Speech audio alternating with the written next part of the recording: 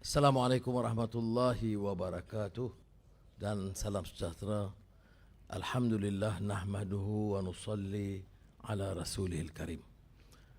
Tan Sri KSN, Tan Sri Guam Negara dan Pegawai Kanan dan rakan-rakan yang saya muliakan. Saya pertama ucap terima kasih yang terpaksa berdiri yang panas ni sebagai permulaan, menunjukkan bahawa permulaan satu penderaan. Saya bercakap ringkas saja pertama untuk menyatakan bahawa dalam sejarah sesuatu negara, kerajaan silih berganti, Perdana Menteri atau pimpinan juga silih berganti. Tetapi pejabat awam sebagai tunggak mentadbir, mengurus itu kekal dengan maksud mengangkat satu sistem dengan peraturan. Negara yang tegak dengan hukum. Dan negara hukum dan peraturan ini mengandaikan wujudnya suatu sistem perkhidmatan awam yang cekap dan cekal. Kebetulan saya punya juga sedikit pengalaman dulu dan ramai yang membuat beberapa andaian. Ada yang mengatakan Menteri Keuangan yang berhasil dan berjaya. Tapi saya ingin menjelaskan dengan penuh rasa tanggungjawab dan tawaduk. Tidak mungkin seorang insan sebagai menteri mencatat apa-apa juga kejayaan tanpa tunggak perkhidmatan yang membantunya. Saya alami pengalaman banyak kementerian. Kebudayaan, belia, sukan, pertanian, pendidikan, keuangan, tentunya keuangan lama. Dan di beberapa institusi itu saya beroleh manfaat. Pertamanya, mendengar pandangan dari pegawai, pejabat awam terutama yang punyai pengalaman lama dalam bidang pengkhususan mereka.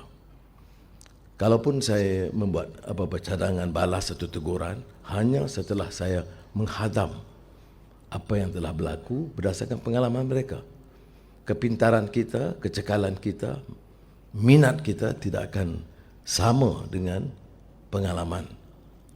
Sebab itu saya akan menasihatkan juga rakan-rakan yang akan dipilih sebagai menteri, insya-Allah dalam masa singkat, ini masih zaman bergelora ni, dan untuk menghormati proses itu.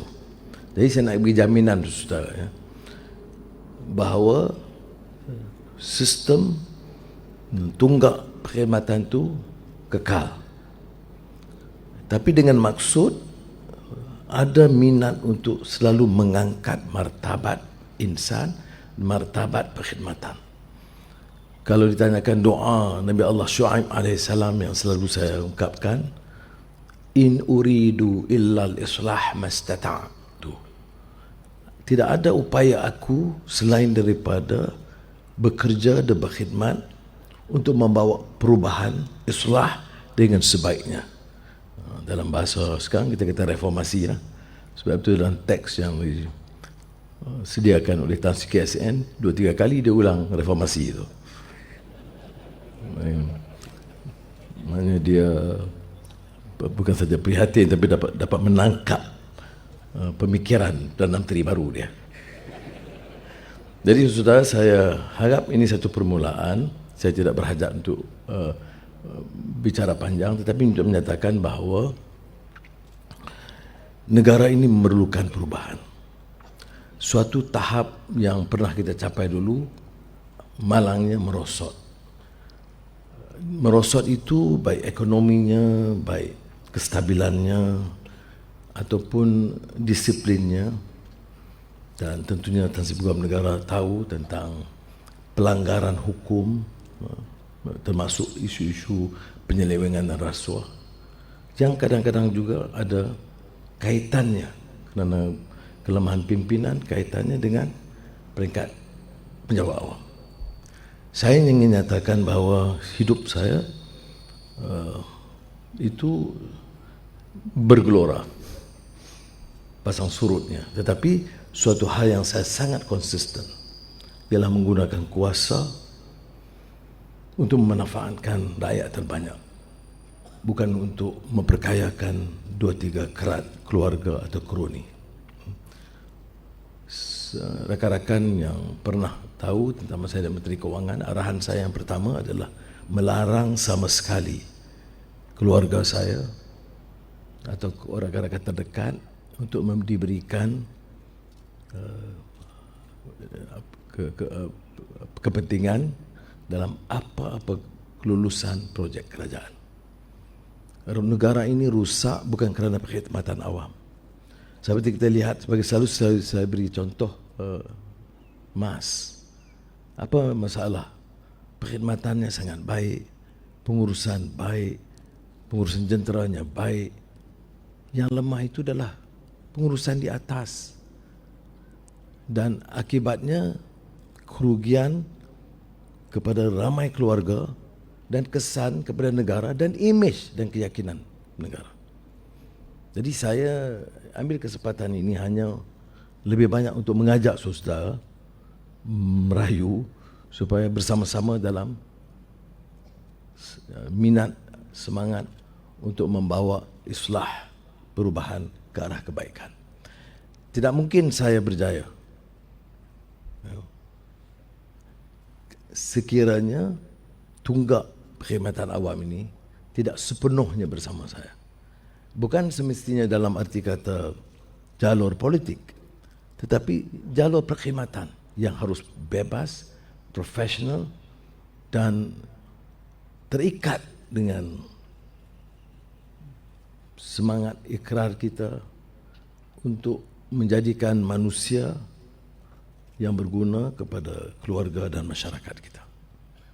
Saya nak manfaatkan waktu ini lebih banyak untuk menyeru dan merayu kerana saya tahu kelemahan-kelemahan pimpinan ini kadang-kadang dia terlalu yakin, dia merasakan hanya berjaya dengan pengarahan tetapi tidak menjadikannya sebagai contoh yang baik.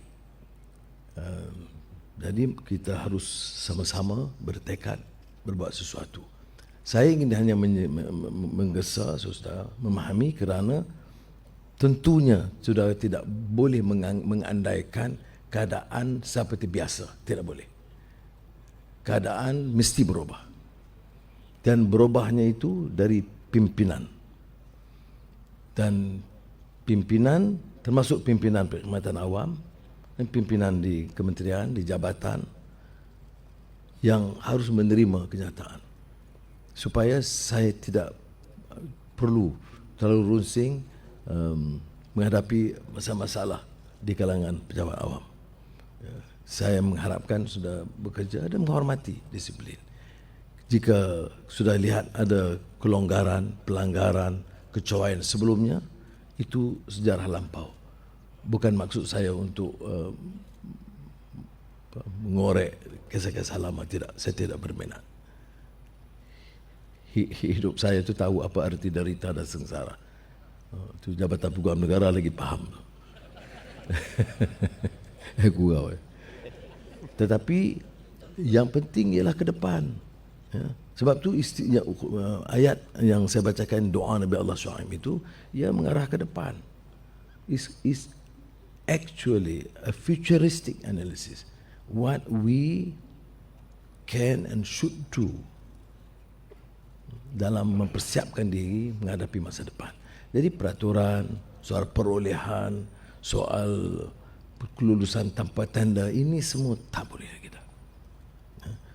Tidak boleh lagi negara ini terus dengan mengizinkan kebocoran, ketirisan dan rasuah. Tidak boleh lagi. Dan ini harus berlaku di semua peringkat. Maka untuk peringkat awal ini saya ingin menyeru, mengajak saudara untuk sama-sama dalam pasukan ini. Mari kita bertekad untuk menyelamatkan negara kita, mengangkat semula. Hidup rakyat ini umumnya walaupun tidaklah separah beberapa negara lain, tetapi dalam keadaan yang agak sukar. Sudah ada keluarga. Ada yang ramai yang datang dari kampung dan desa. Sebab tu saya di peringkat awal beberapa hari ini saya tak peduli yang segala fitnah lah, ejen Israel lah, semua saya tidak peduli. Saya nak tumpu soal kerja. Kerana soal ejen ni sudah tahu, saya ejen banyak negara.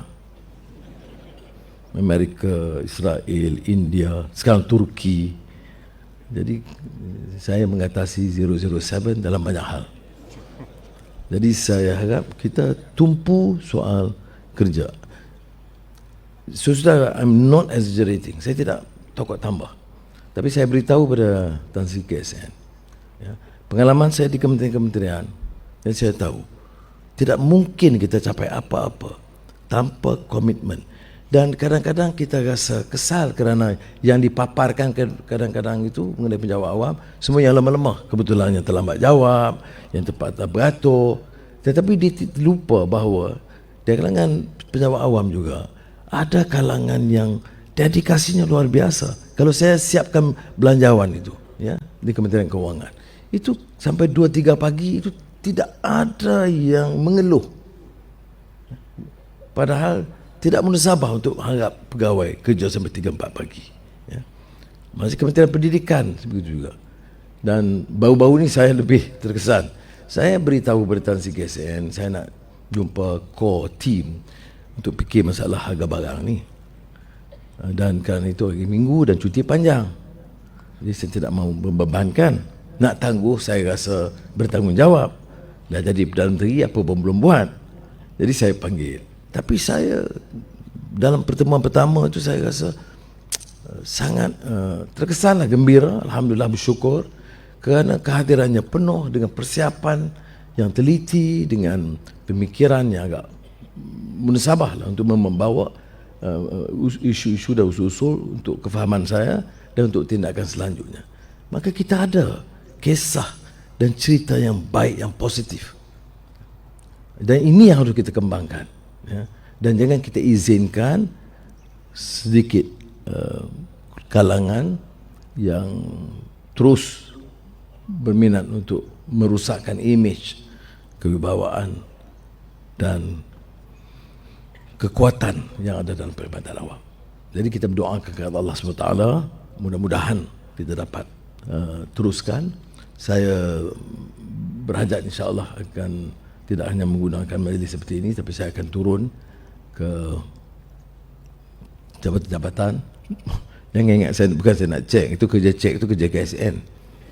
Saya pergi itu kenal untuk mendapat nasihat dan pandangan, kerana hanya dengan menganggap ini sebagai satu keluarga dan sebenarnya sahaja baru kita boleh bekerja sebagai satu pasukan. Semoga Allah SWT memberikan kekuatan. Wassalamualaikum warahmatullahi wabarakatuh.